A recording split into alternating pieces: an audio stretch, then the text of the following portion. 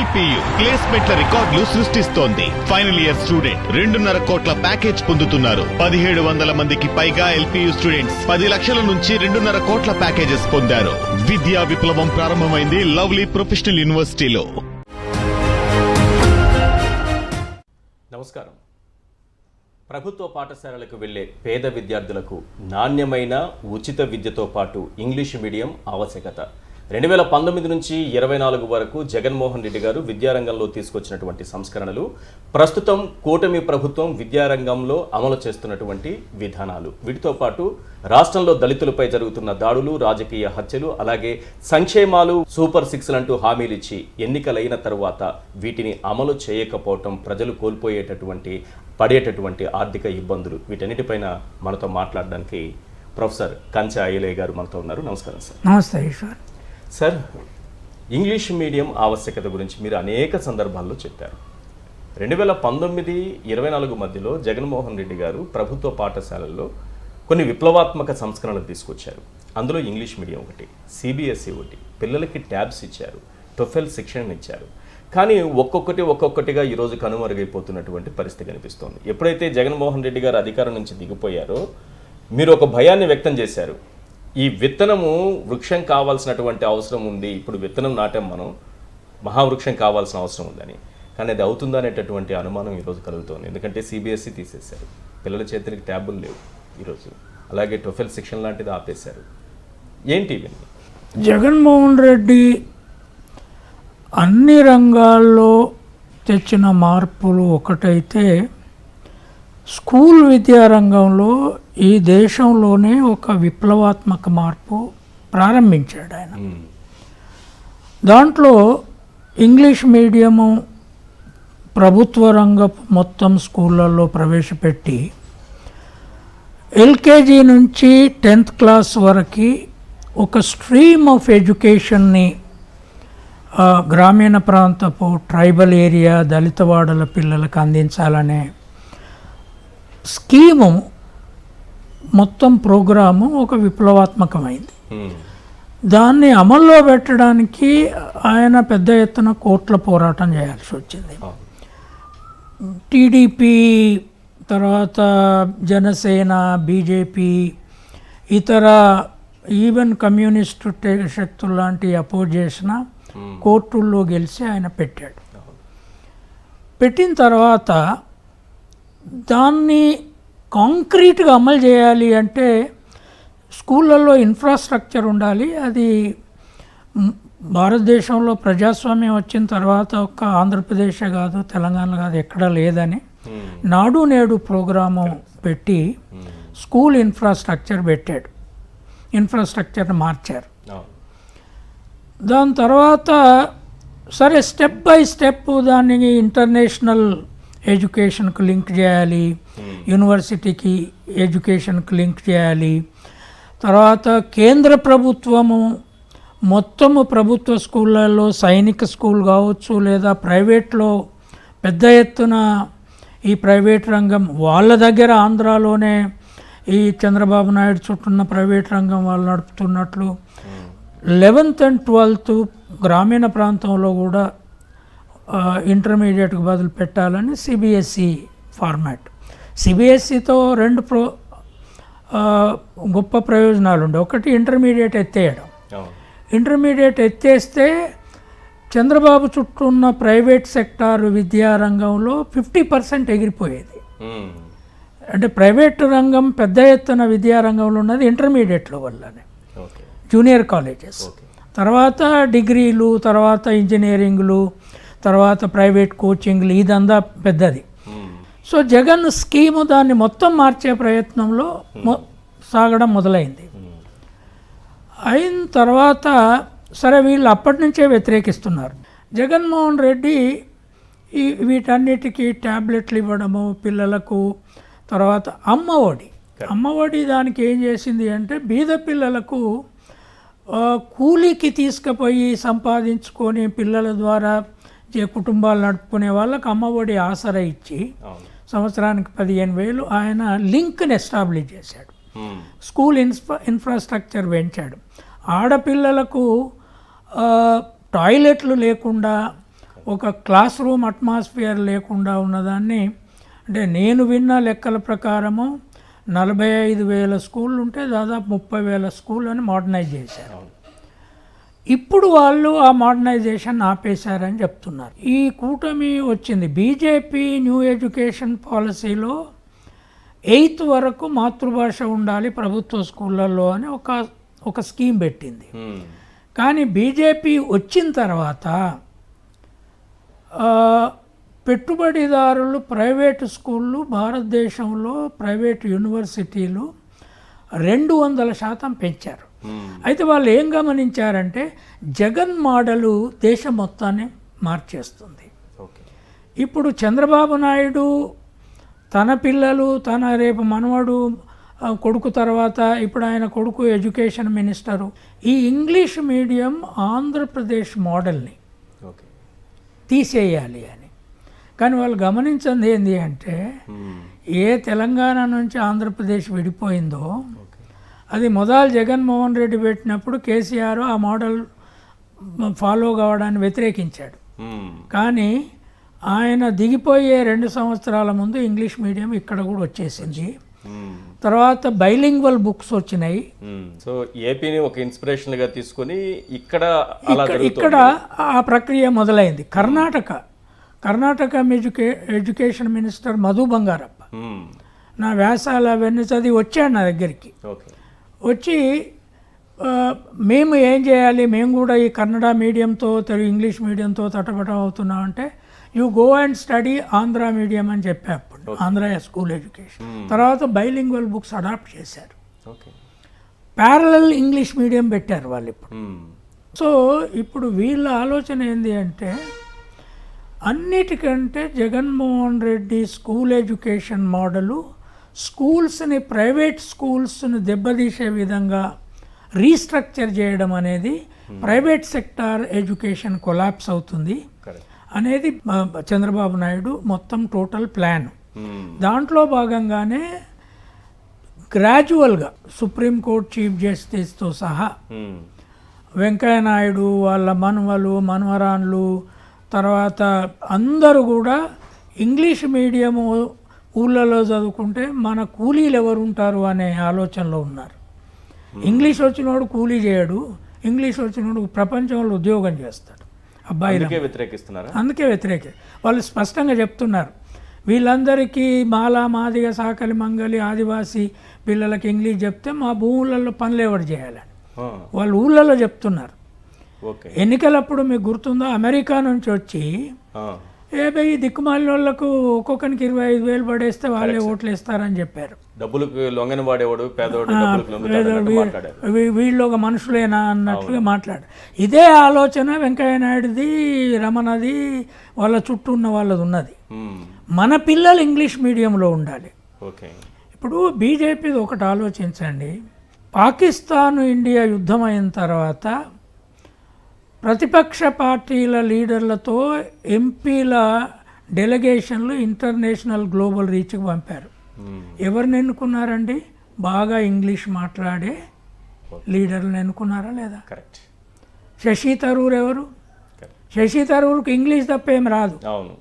ఇప్పుడు మొత్తం చర్చలలో బాగా పేరు తెచ్చింది ఎవరెరికైనా కనిమోజీ ఒక బీసీ స్త్రీ, మంచి ఇంగ్లీష్ మాట్లాడగలిగే స్త్రీ. 3వ స్త్రీ శరద్ పవార్ కుమార్తె. వీళ్ళు ఇంగ్లీష్ మీడియం వాళ్ళు. తర్వాత 4వ వ్యక్తి ఎవరు? మమతా బెనర్జీ పార్టీ ఒబ్రాయ్ ఆయన పేరుదో ఆయన. వాళ్ళ పార్టీలో కూడా ఇంగ్లీష్ వచ్చిన వాళ్ళని ఎత్తికి పంపించారు. చంద్రబాబు నాయుడు హిందీలో తెలుగులో పోయి మాట్లాడవచ్చు కదా.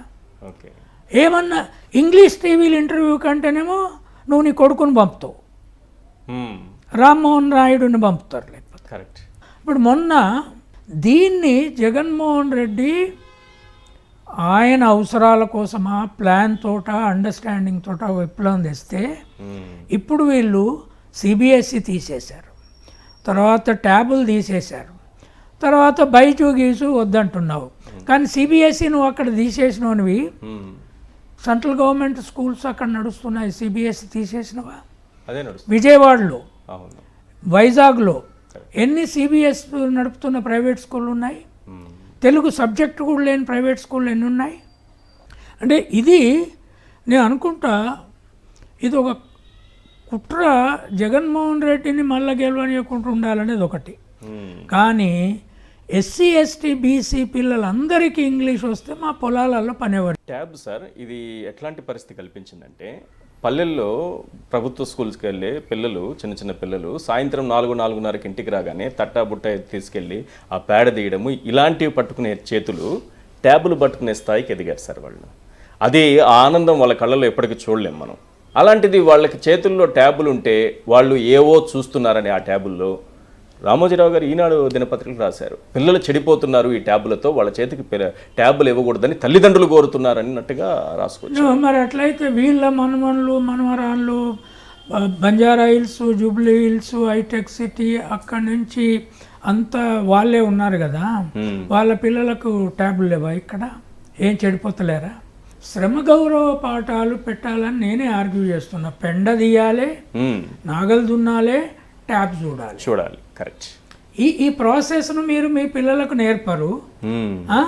ఇప్పుడు చైనాతో మనం ఏ రంగంలో పోటీ పడే పరిస్థితి లేదు. China level English medium education level American మించిపోయింది ఇప్పుడు. రైట్, టాప్ మోస్ట్ యూనివర్సిటీస్ వాళ్ళ దగ్గర నుంచి వస్తున్నాయి. హార్వర్డ్కి వీటిని కూడా ఏల్ యూనివర్సిటీలు మించిపోయేది వచ్చింది. కనుక నేను అనుకునేది ఎడ్యుకేషన్ రంగంలో అమ్మఒడి బంద్ పెట్టారు. తర్వాత కాలేజీ పిల్లలకు జగన్ ఉండగా సంవత్సరానికి 20,000 తల్లి అకౌంట్లోనే వేసేవాడు. ఫీజు రియంబర్స్మెంట్ ఆగిపోయింది లేదా? నాకైతే లేదు సార్, ఫీజు రియంబర్స్మెంట్ ఆగిపోయింది. తర్వాత వసతి దీవెనని సపరేట్గా వాళ్ళకి హాస్టల్ ఖర్చుల కోసం ఇచ్చేవాళ్ళు, అదే ఆగిపోయింది. రెండూ ఇవ్వలేదు ఇప్పటివరకు. అవి పెండింగ్ పడడం వల్ల ఆ కాలేజెస్ వీళ్ళకి సర్టిఫికేట్స్ ఇవ్వట్లేదు. నెక్స్ట్ ఎడ్యుకేషన్కి నెక్స్ట్ దేనికైనా పై చదువులకు వెళ్దాం అనుకుంటే వాళ్ళకి ఆ సర్టిఫికేట్లు ఇవ్వకుండా కాలేజీ వాళ్ళు ఇబ్బంది పెడుతున్నారు. జగన్మోహన్ రెడ్డి ఒక 5 ఏళ్ళు పరిపాలించాడు. తన నవరత్నాలను ఇంప్లిమెంట్ చేయడంలో భాగంగా మెయిన్గా English medium education, school education ఒక క్వాలిటేటివ్ రిఫార్మ్లోకి ఆయన మలిచాడు. మిగతా ఎజెండాలు ఆయన రాజకీయాలు ఆయన ఎట్లా చేశాడు అనేది ఒక అంశం. ఇది వీళ్ళు కనుక దీన్ని చితగొట్టాలి అంటే ప్రజలు ఒకవేళ తిరుగుబడకపోతే, అంటే భారతదేశంలో కుల వ్యవస్థ చేయబట్టి, అణచివేత చేయబట్టి, ఇట్లాంటి మా పొలాలలో ఎవడు పని చేస్తాడు అనే ఆలోచన చేయబట్టి 3,000 ఏళ్ళు తిరుగుబాట్లు జరగల. కానీ నా దృష్టిలో ఇంకొక సంవత్సరము 2.5 ఏళ్ళు అయితే ఆంధ్రప్రదేశ్లో పెద్ద తిరుగుబాటు గ్రామీణ ఆదివాసీ ప్రాంతాల నుంచి ప్రజా తిరుగుబాటు వస్తుంది. అది ఎడ్యుకేషన్ సిస్టమ్ వస్తుంది, తల్లిదండ్రుల నుంచి వస్తుంది. వీళ్ళు అమ్మఒడికి బదులు అదేదో పేరు పెట్టారు, తల్లికి వందనము. కానీ ఇప్పుడు తల్లికి వందనం లేదు, కాళ్ళు బట్టి గుంజి పడేశారు. తల్లులందరినీ ఇళ్లలో పొయ్యిలో పెట్టి పొయ్యి కర్రల్లా కాల్చేస్తుంది. జగన్మోహన్ రెడ్డి గారు ఉన్నప్పుడు బడికి పంపే తల్లి, అంటే పిల్లల్ని స్కూల్కి పంపే ప్రతి తల్లికి ఇస్తానంటే వీళ్ళు ఏం చెప్పారంటే ఎంతమంది పిల్లలకు ఉంటే అంతమందికి 15,000 ఇస్తామని చెప్పారు. సార్ నాకు ఇక్కడ క్వశ్చన్ ఏంటంటే, అమ్మ ఒడి అనేది ఒక సంక్షేమ పథకమో, ఒక ఉచితంగా చూస్తారా, ఉచిత పథకం లాంటిగా చూస్తారా, ఒక సంస్కరణగా చూస్తారా? జగన్మోహన్ రెడ్డి గారు ఈ 15,000 ఇవ్వడం అనేది ఎలా చూస్తారు? 60% రూరల్ లేబర్ మాసెస్, 70-80% బీసీలతో కలుపుకుంటే వాళ్ళ పిల్లలకు క్వాలిటీ ఎడ్యుకేషన్ రాకపోవడానికి, స్కూల్ బాగలేకపోవడం, వాళ్ళు నేషనల్ ఎడ్యుకేషన్లోకి పోకపోవడానికి ఇంగ్లీష్ మీడియం లేకపోవడం. మూడవది ఆర్థిక సహాయము పిల్లలను 8వ ఏట నుంచి లేబర్ పనికి పంపకుండా ఉండడానికి, వాళ్ళ తిండికి వాళ్ళకు మెయింటెనెన్స్ స్టేట్ ఇవ్వగలిగితే ఇది నిలకడగా 12వ తరగతి వరకు చదువుకున్నాక తర్వాత వాళ్ళు చేయగలుగుతారా లేదా వేరే విషయం. 12వ తరగతి వరకు ఆడ మగ ఊల్ స్కూల్లోనే చదివితే బాల్య వివాహాలు ఆగిపోతాయి, పిల్లల ఇంటలెక్చువల్ బేస్ ఏర్పడుతుంది. ఆ తర్వాత మేధావులు ఇంటలెక్చువల్స్ అక్కడి వస్తారు. ప్రపంచంలో గొప్ప సైంటిస్టులు అక్కడి వచ్చారు. Bill Gates school drop out, America. ఈ dropped out at 11th class.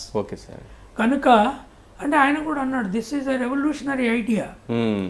ఇప్పుడు ఆ 15,000 ఏం చేసినాయి, అతి బీద తల్లికి ఈ పిల్లలకు బట్టలు కొనడానికి, ఈ పిల్లలకు మంచి తిండి పెట్టడానికి, కరెక్ట్. ఈ పిల్లలకు పుస్తకాలు ఇచ్చారు, బ్యాగులు ఇచ్చారు, బూట్లు ఇచ్చారు, ఈ పిల్లలకు పోషక ఆహారాన్ని పెట్టడానికి ఇంటి స్టెబిలిటీకి వాడుకున్నారు. కరెక్ట్. వాళ్ళేమి మిగుల్చుకొని బంగ్లాలు కట్టుకోలే. మ్మ్. ఇది కూడా ఓర్చలేని పరిస్థితి వెంకయ్య నాయుడుది, బుద్ధప్రసాద్ది, మ్మ్. ఈవెన్ చీఫ్ జస్టిస్గా ఉన్న రమణది. మ్మ్. అంటే ఇట్లాంటి రూలింగ్ క్లాస్ ఉన్నప్పుడు కరెక్ట్. వీళ్ళకు సమాధానం ప్రజా తిరుగుబాటే. మ్మ్. సార్ ఇప్పుడు ఒక ఉన్నటువంటి లెక్క మన దగ్గర ఉన్నటువంటి డేటాను చూస్తే ఈ 1 ఇయర్లో 390 హత్యలు జరిగాయి సార్. 766 హత్యాయత్నాలు, 2466 మంది వైఎస్ఆర్సీపీ కార్యకర్తలపై అక్రమ కేసులు, 500 మందిని వైఎస్ఆర్సీపీ నాయకులు కార్యకర్తల్ని జైల్లో వేశారు సార్. ఇవి కాకుండా మహిళలపై లైంగిక దాడులు, అత్యాచారాలు 198 ఉన్నాయి సార్. ఇలాంటి డేటా చాలా ఉంది. ఒకసారి మనం తెలంగాణ ఆంధ్రప్రదేశ్ విడిపోయి 11 ఏళ్ళు అయింది. మ్మ్. తెలంగాణలో 2023లో మ్మ్.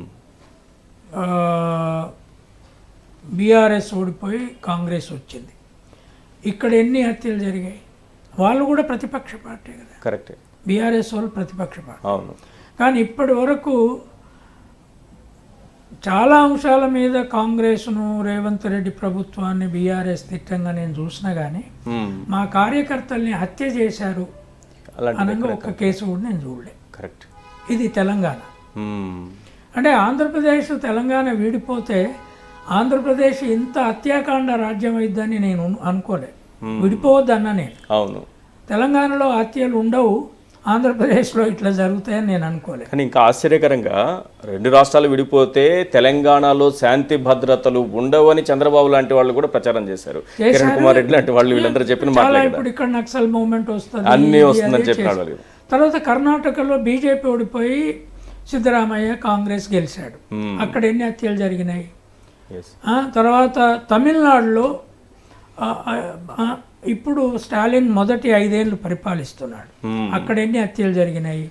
నా దృష్టిలో 2 కార్యక్రమాలు ఆంధ్రప్రదేశ్లో జరగాలి. జగన్మోహన్ రెడ్డి ఆ స్టేట్లోనే హత్యలు జరిగిన ఇళ్ళకు పోయి వాళ్ళని పలకరించడం అనేది ఒకటి. కానీ ఆయన ఇతర రాష్ట్రాలు తిరగాల్సిన అవసరం ఉంది. ఓకే. ఆయన ఇతర ఢిల్లీ నుంచి ఈ హత్యాకాండ మీద నేషనల్ క్యాంపెయిన్ చేయాల్సిన అవసరం.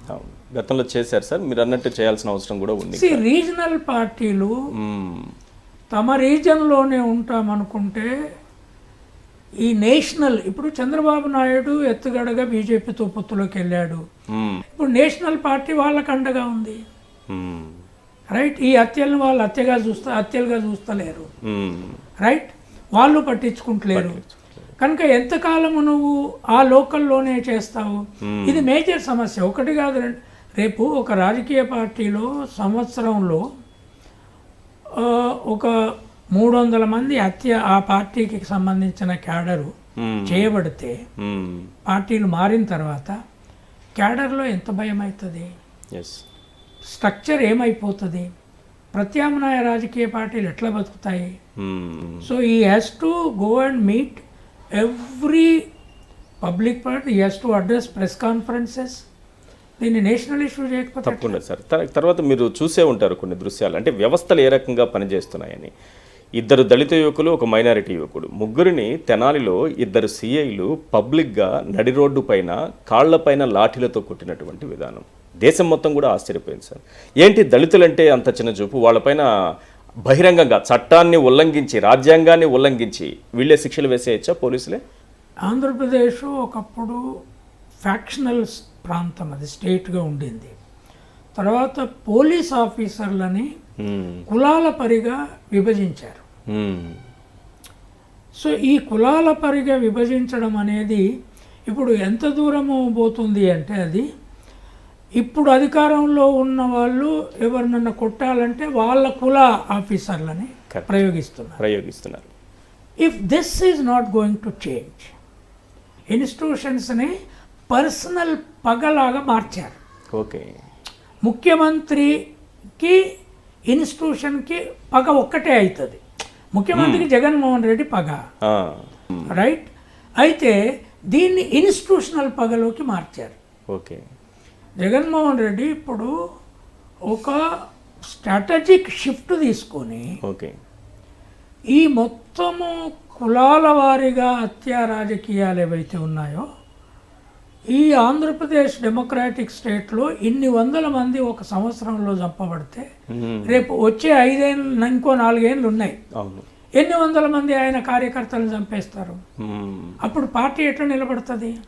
అంటే వీళ్ళ అంచనా ఏంది అంటే మొత్తం కింది వాళ్ళందరినీ చంపేసుకుంటూ పోతే పార్టీ పోద్ది. రీజనల్ పార్టీ కదా, it's not a national party. కనుక దిస్ ఇస్ హారిబుల్.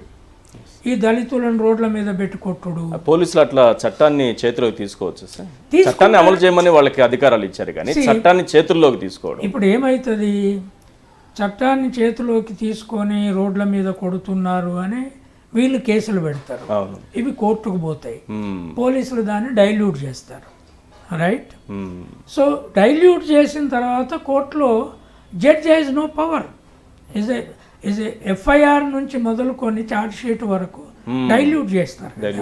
సోషల్ మీడియాలో జస్ట్ తల్లికి వందనం ఇస్తానన్నారు, ఏడాది దాటిపోతుంది, ఇప్పటి వరకు ఇవ్వలేదు. తల్లికి వందనం ఎక్కడ, లేదా పెట్టుబడి సాయం అందిస్తానన్నారు, అన్నదాత సుఖీభావ ఎక్కడ అని సోషల్ మీడియాలో ఒక పోస్ట్ పెడితే దాన్ని కూడా అరెస్ట్ చేసి రిమాండ్కి పంపించారు. అంటే ఈ భావ ప్రకటన స్వేచ్ఛ కూడా లేదా? కనీసం మనం ప్రభుత్వాన్ని క్వశ్చన్ చేసే రైట్ కూడా మనకు ఉండదా? చంద్రబాబు నాయుడు గురించి నాకు బాగా తెలుసు. చంద్రబాబు నాయుడు 2017లో నా సోషల్ స్మగ్లర్స్ బుక్ సమస్య వచ్చినప్పుడు అక్కడ గాంధీ మైదాన్లో విజయవాడలో పెద్ద మీటింగ్ పెట్టడానికి అక్కడ దళితులు, ఆదివాసులు అందరూ ప్లాన్ చేసుకుంటే మొత్తం ఆంధ్ర పోలీసుల్ని 100 మందిని పంపి నన్ను ఇక్కడ హౌస్ అరెస్ట్ చేశాడు. చంద్రబాబు నాయుడు ఇప్పుడు పోయినసారి ఏమనుకున్నారు, ఇక నేను రాను. ఆయన అరెస్ట్ చేసిన తర్వాత ఆయన కొంచెం సిచ్యువేషన్ మారింది. ఆ తర్వాత బీజేపీతో పొత్తు, ఇవన్నీ ఆయన మోడీని ఎవరు తిట్టినంత తిట్టినోడు కదా. తర్వాత పోయి మళ్ళా కాలేళ్ళు పట్టుకున్నాడు. జగన్ అట్లా చేయట్లేదు. జగన్ ఐ థింక్ కొంత సెల్ఫ్ రెస్పెక్ట్ ఎక్కువను మరేందో తెలియదు.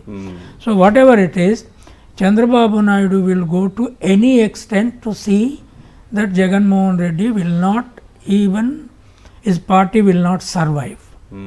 ఆయనకి ఇప్పుడు కేంద్రం అందుబాటులో ఉంది, ఆ కేంద్రానికి వీళ్ళు అవసరం ఉన్నారు, అది మైనారిటీలో, అది కలిసి వచ్చిన అవసరం. కనుక జగన్మోహన్ రెడ్డికి ఆల్టర్నేటివ్ ఏంటి అంటే he has to change his political functioning. National లీడర్గా ఎదగాలి. నేషనల్ ఇమేజ్ని నువ్వు నేషనల్ పార్టీలతో చేరకు, కాంగ్రెస్తో నీకు ప్రాబ్లం ఉంటే రాహుల్ గాంధీతో చేరక, అది వేరే విషయం. But you have to make a national campaign. ఇప్పుడు నేషనల్ కూటమిలు తయారవుతున్నాయి కదా, అప్పుడు అందరూ రీజనల్ పార్టీలు కూటమిలలో పోయిన, ఈయన ఎప్పుడు పోలేదు. అట్లా పోకుండా ఇప్పుడు కనుక ఉంటే బీజేపీ, చంద్రబాబు నాయుడు, ఆ పవన్ కళ్యాణ్ ఏం లేదండి, రేపు బీజేపీలో చేర్చుకుంటారు ఆయన్ని. ఆయన ప్రైవేట్గా ఉండరు. కాపులకు కూడా ఒక ఆశయం ఉంది, ఓ చిన్నదానికి ఉంచుతారు. ఎట్లాగైతే మహారాష్ట్రలో ఆ సిండేను పెట్టుకొని నువ్వు చిన్న పార్టీ ఉండు, మేము నీకు మొత్తం ఎన్నికల వ్యవహారం నడుపుతాము, చంద్రబాబు నాయుడు కూడా చిన్న పార్టీని చేస్తాము, కాపుల్ని ముఖ్యమంత్రిని చేస్తామనేది వాళ్ళ స్ట్రాటజీ.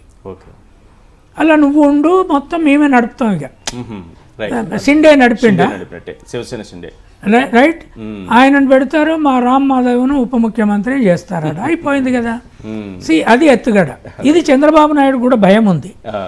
కానీ జగన్మోహన్ రెడ్డి మునుపట్లాగే నేను ఒక్కనే అంటే ఇప్పుడున్న పరిస్థితిలో ఆయనను బతకనియరు. So he has to fight this battle as a national battle. Eshwar, ఇది వాళ్ళ టీవీ ఛానల్, నేను రాస్తున్నాను, కానీ I love to tell honestly, Jaganmohan Reddy పట్ల ఏమన్నా అభిమానం నాకు ఉంటే ఆయన మంచి పనుల పట్ల ఆయన ఏం చేయాలో ఆనెస్ట్గా చెప్పాలి. అన్నిటికీ పొగిడే మనిషిని కాదు నేను. I don't do that, right? కనుక నేను అనేది ఏంటి అంటే within 1 year they are trying to lynch him. It's not easy. So he has to change his strategies. మొత్తం క్యాడర్ కదలాలి. క్యాడర్ ఇప్పటికే భయానకమైపోయి ఉంటారు. It's not easy. పై లీడర్లు అందరినీ ఏదో కేసులు పెట్టేస్తున్నారు. తర్వాత మీకు తెలుసు అవతల ఢిల్లీలో బీజేపీ ఉంది, ఈడీని పంపిస్తుంది, సిబిఐని పంపిస్తుంది, అందరు లీడర్ దగ్గర డబ్బులు ఉన్నాయంటది, అరెస్టులు మొదలవుతాయి, రైట్? ఈయన డిసైడ్ చేస్తాడు ఎవరి దగ్గర పంపాలో, ఈడీని సిబిఐని. చంద్రబాబు డిసైడ్. సో నేను అనేది ఏంటి అంటే ఈ హెస్ టు చేంజ్ ఈ strategy to a major democratic. ఇక్కడ ఇంతకుముందు నేను చెప్పాను కదా సార్, అమ్మక వందనం, ఈ పెట్టుబడి సాయం, అన్నదాత సుఖీభాగ్, ఇట్లా సూపర్ 6 అని 6 హామీలు ప్రధానంగా ఇచ్చింది సార్ కూటమి. అంటే టీడీపీ కావచ్చు, జనసేన, బీజేపీ కూటమిగా ఇచ్చింది. ఈ రోజు వరకు ఏడాది దాటింది, ఈ రోజు వరకు ఒక్క హామీ కూడా నెరవేర్చలేదు. ఇప్పుడు కాకుండా మేనిఫెస్టోలో చాలా ఇచ్చారు, 143 మేనిఫెస్టోలో ఉన్నవి. ఈ ఒక సూపర్ 6 అని ఇవి ప్రధాన, ఇంక్లూడింగ్ అమరావతి. అమరావతి వాళ్ళ మెయిన్ ఏజెండా సార్ అది. అంటే దానిపైన ఫోకస్ అంతా కూడా అమరావతి పైనే ఉంది. మిగతా అన్ని బంద్ అయిపోయింది. ఓన్లీ అమరావతి, అక్కడ ఏంటి కాంట్రాక్ట్లు ఇవ్వాలి, ఏ బిల్డింగ్లు కట్టాలి, ఎలా డెవలప్ చేయాలి, ఇంకా ఎన్ని భూములు తీసుకోవాలి, ఈ ఆలోచనతోనే ఉన్నారు. కానీ ప్రజలకు ఇచ్చినటువంటి హామీలు నెరవేర్చాల్సినటువంటి బాధ్యత ప్రభుత్వాలపైన ఉంటుందా, ఉండదా? Say I'll tell you, Chandrababu Naidu జుట్టు నరేంద్ర మోడీ, అమిత్ షా చేతిలో ఈ 6 సూపర్ గ్యారంటీల చుట్టే ఉంది. అంటే ఈయన వాళ్ళను ధిక్కరించి, అంటే బిగ్గెస్ట్ ఎంపీ నంబర్లో ఆయనకు బయట నేను సపోర్ట్ వీళ్ళది. అంటే నితీష్ కుమార్ కంటే ఇయే ఎక్కువ బీజేపీ సపోర్ట్ బేస్లో. కనుక ఈయన సపోర్ట్ వాళ్ళకు అవసరం. కానీ అవసరమైతే వాళ్ళని కొనేయగలరు. కానీ 6 గ్యారంటీలు అమలు చేయడంలో ఫెయిల్ అయితే వాళ్ళ స్ట్రాటజీ ఏంటి అంటే వాళ్ళు స్టెప్ ఇన్ అవుతారు ఎలక్టోరల్ ఫీల్డ్కి. ఈ అమరావతికి ఇప్పుడు ఇంత చేసి బీహార్కి ఇచ్చినంత డబ్బు ఆంధ్రప్రదేశ్కి ఇవ్వలే వాళ్ళు మొన్నటి బడ్జెట్లో కూడా. అమరావతి అట్లా చూపెడతారు. అమరావతిని కట్టగలిగే ప్రాజెక్ట్ కాదు. ఎంత చేసినా దాని చుట్టూ మళ్ళా 9 ఏళ్ళ వరకు, మళ్ళీ ఇంకో 4 ఏళ్ళ వరకు తేలిపోద్ది అది. అంతేనా? సి ఆ 34,000 ఎకరాలని సిటీగా వాళ్ళు మార్చలేరు. అది కాకుండా ఇంకా 40 కావాలనుకుంటున్నారు. ఆ 40 తీసుకుంటే ఇంకా మునిగిపోతారు.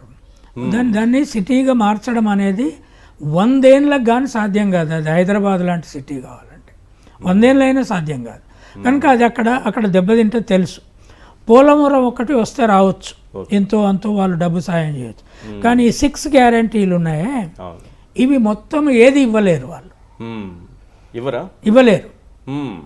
వాళ్ళకున్న అంటే వాళ్ళు అప్పటికీ జగన్మోహన్ రెడ్డి నవరత్నాలను కేంద్రము ఈ ఉట్టిగా వెల్ఫేర్ డోసెస్ ఇవ్వడం సరి అయింది కాదని క్యాంపెయిన్ చేసి, ఇదంతా ప్రజలకు డబ్బు పంచుతున్నారు, డెవలప్మెంట్కు లేదని. ఎస్, ఎన్నికల్లో మాత్రం ఇస్తామంటారు. ఎన్నికలు ముగిసిన తర్వాత ఉచితాలు ఇవ్వడం సరికాదనే స్టేట్మెంట్స్ మళ్ళీ వెంకయ్యనాయుడు లాంటి వాళ్ళు ఇంకొకరో పెద్ద వాళ్ళు వచ్చి మాట్లాడతారు.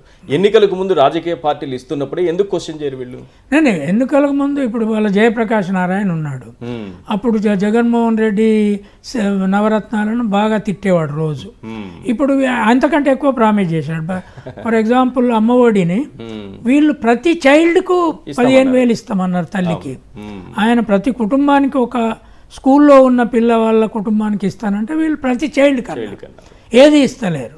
తర్వాత రైతులకేమి ఇస్తలేరు, 13,500 జగన్మోహన్ రెడ్డి కూలీలకేమి ఇస్తలేరు. తర్వాత ఇక్కడను కర్ణాటకలో ఈవెన్ ఢిల్లీలో కూడా ఉచిత బస్సు ప్రయాణం బీజేపీ కూడా ప్రామిస్ చేసింది. ఢిల్లీలో స్టార్ట్ చేశారు ఉచిత బస్సు ప్రయాణం, విమెన్కి ఇస్తున్నారు. ఇక్కడ నడుస్తుంది, కర్ణాటకలో నడుస్తుంది, ఆంధ్రప్రదేశ్లో మొదలే పెట్టలే. రైట్, వాళ్ళు ఏమీ చేయలేరు. ఒక్క ఈ అమరావతి పట్టణం చుట్టూ ఉన్న డబ్బు అంతా పెడతారు. వాళ్ళ క్యాపిటల్ వెంచర్స్ను పెంచుకుంటారు. ఓకే. పెట్టుబడిదారుల లేకపోతే అమరావతి మళ్ళీ రీఇనాగరేషను ఫౌండేషన్ స్టోన్కి ఆదాని ఎందుకు వచ్చిండు? ఆదాని మోడీని ఫెసిలిటేట్ చేసిండు మొదటిసారి దేశంలో, అమరావతిలోనే. ఆ ప్రాజెక్ట్ అంతా మాకు ఇచ్చేయమని. ఓకే. ఇప్పటికే ఆయనకు అన్ని ఇచ్చేశారు, ఎయిర్పోర్ట్లు ఇచ్చేశారు, పోర్ట్లు ఇచ్చేశారు, ఆయన మైనింగ్లు ఇచ్చేశారు, అన్ని ఇచ్చేశారు. అమరావతి ప్రాజెక్టు ఆదానికి ఒప్పజెప్పకపోతే చంద్రబాబు నాయుడు మునిగిపోయే ఎత్తుగడ వాళ్ళు వేస్తారు. మీకు తెలుసా, Chandrababu Naidu richest chief minister ఇప్పుడు పవర్లో ఉన్నదని లెక్కలు వచ్చినాయి. కరెక్ట్. అంతకుముందు జగన్మోహన్ రెడ్డి అన్నారు, ఇప్పుడు చంద్రబాబు నాయుడు అంటున్నారు. సో చెప్పు తినకపోతే ఈడీనో సిబిఐనో పోతాడికి పంపిస్తారు, పోలిస్తుంది. సో పాయింట్ ఏంటి అంటే 6 ఈ డబుల్ గ్యారంటీలు వాళ్ళు ఏమీ చేయలేరు. ఓకే. బికాజ్ వాళ్ళ focus private sector capital. Government స్కూళ్ళని ఎందుకు డిస్ట్రాయ్ చేయాలనుకుంటున్నారు? ప్రైవేట్ స్కూళ్ళని పెంచుడు. కాదు సార్, నాకు తెలిసి ఏ రాష్ట్ర ముఖ్యమంత్రి అయినా సరే విద్య అనేది ప్రభుత్వ బాధ్యత కాదని ఎప్పుడన్నా మీరు విన్నారా? కానీ చంద్రబాబు నాయుడు గారు అన్నారు విద్య ప్రభుత్వ బాధ్యత కాదు. Is very clear. నేను ముఖ్యమంత్రి అయింది బిజినెస్దారులకు ప్రైవేటైజ్ చేయడానికి.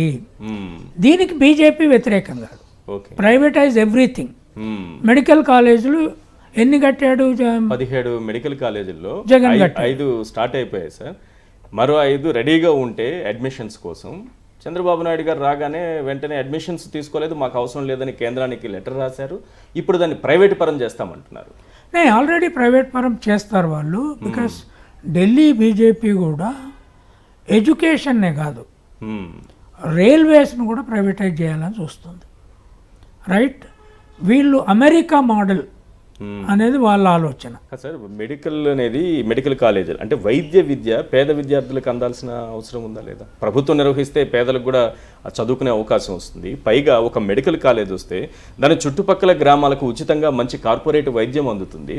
ఇన్ని ఉంటే దాన్ని ప్రభుత్వం తన చేతుల్లో నుంచి కాదని ప్రైవేట్ చేతుల్లో పెట్టడం అనేది ఎంతవరకు కరెక్ట్? ఇది ఏది కూడా ప్రభుత్వ సెక్టార్లో ఉంటే బీద ప్రజలు బాగుపడితే వాళ్ళ ప్రైవేట్ పెట్టుబడి, ప్రైవేట్ భూస్వామ్య వ్యవస్థ దక్కవు. అంటే మీరేమంటున్నారు?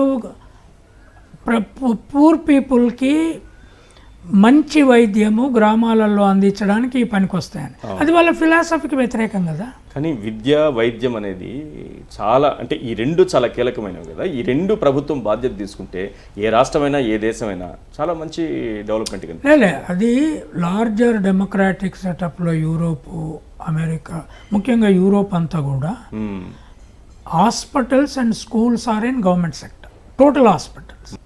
ఇక్కడ కూడా అమలు చేస్తేనే బీద ప్రజల జీవితాలు మారుతాయనే ఆలోచన ఉండింది. కాంగ్రెస్ కూడా ఒకప్పుడు no we have to privatize అనే మోడ్లోకి వెళ్ళిపోయింది. కానీ ఇప్పుడు రాహుల్ గాంధీ, ఇప్పుడు తెలంగాణలో ప్రతి జిల్లాలో ఒక మెడికల్ కాలేజ్ ఉంది, కేసీఆర్ ప్రారంభించారు. For what ever reasons he did it. Congress government వాటిని ఎక్స్పాండ్ చేస్తుంది, వాటిని ఇంప్రూవ్ చేసే ప్రయత్నం చేస్తుంది. కానీ అక్కడ అట్లా జరగట్లేదు. అవును, 17 మెడికల్ కాలేజ్ అనేది ఏపీ చరిత్రలో లేదు సార్. అసలు ఏపీ చరిత్రలో ఒక్కసారిగా 17 మెడికల్ కాలేజీలు రావడం అనేది లేదు. దాన్ని ప్రైవేట్కి ఇవ్వడం అనేది నిజానికి తెలంగాణలో అంతకంటే ఎక్కువ వచ్చినాయి, జిల్లాలు ఎక్కువ చేశారు వీళ్ళు. సో ఈశ్వర్ వాళ్ళు ఉంచరు, అది వాళ్ళ ఐడియాలజికల్ బేసిస్ అయినప్పుడు ప్రజల నుంచి తిరుగుబాటు వస్తే తప్ప వాళ్ళు ఉంచరు. అయితే ఆంధ్రాకు ఒక అడ్వాంటేజ్ ఏముంది అంటే తిరుగుబాటు చేయగలిగే రీజనల్ పార్టీ ఉంది, అది వైఎస్ఆర్సీపీ. దాన్ని వీళ్ళు ధర్నాలు, ఊరేగింపులు, ప్రజా ఉద్యమాలు. ఇప్పటి వరకు జగన్మోహన్ రెడ్డి తిరుగుతున్నాడు కానీ ఉద్యమంగా మార్చట్ల. Your party has to mobilise people into street. ఆ స్ట్రీట్ ఫైట్లో టీడీపీతో ఉన్న ప్రజలు కూడా ఇటు రావాల్సి వస్తుంది, వాళ్ళకి అవసరాలు ఉంటుంది. ఇప్పుడు టీడీపీలో ఉన్న వాళ్ళకైనా తల్లికి వందనం కావాల్సిందే, పెట్టుబడి సాయం కావాల్సిందే, యువత ఉంటే వాళ్ళకి 3,000 రూపాయలు నిరుద్యోగ భృతి కావాల్సిందే. అమ్మాయిలు 18 ఏళ్ళు నిన్న అమ్మాయిలకి 1500 రూపాయలు ప్రతి నెల అన్నారు, అదే ఆగిపోయింది. ఫ్రీ బస్ ఆగిపోయింది మహిళలకి, అంటే ఇస్తామని ఇవ్వలేదు, ఆగిపోయిందంటే స్టార్ట్ చేయలేదు అసలు. రైట్. ఇప్పుడు ఈయన తిరుగుతున్నాడు, అప్పుడు ఇంతకుముందు కూడా పోయి ప్రజల్ని చూసే పేరుతో తిరిగాడు, కాంగ్రెస్ నుంచి బయటకు వచ్చింది అట్లా.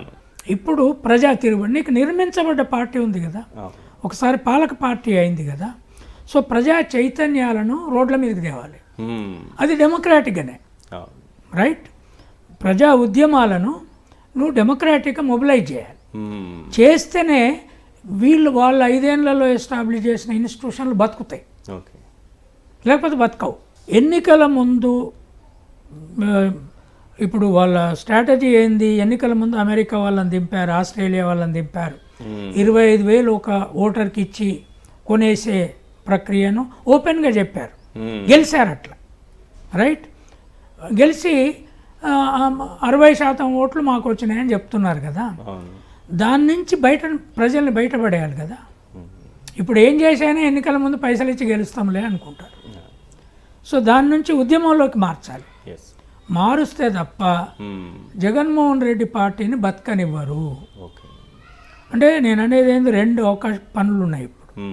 ఒకటి, ఈ అట్రాసిటీస్, ఇన్ని హత్యలు అనేది అన్పారలల్డ్ ఇష్యూ. అది ఇన్ని 100 లెక్కలు తీయాలి, పవర్ పాయింట్ ప్రజెంటేషన్ పెట్టుకోవాలి, అది ఆయన అన్ని రాష్ట్రాలు తిరిగి ప్రెస్ కాన్ఫరెన్స్లలో చెప్పుకుంటూ రావాలి. ఒకసారి ముఖ్యమంత్రి అయ్యింది కనుక ఆయనకు ఒక స్టేచర్ ఉంది, he has to go round. ఆయనకి ఇంగ్లీష్ వచ్చు, తెలుగు వచ్చు, so he has to address the nation in English all the time. రెండవది, గ్రౌండ్ నుంచి, గ్రామాల నుంచి ప్రజా ఉద్యమ నిర్మాణం.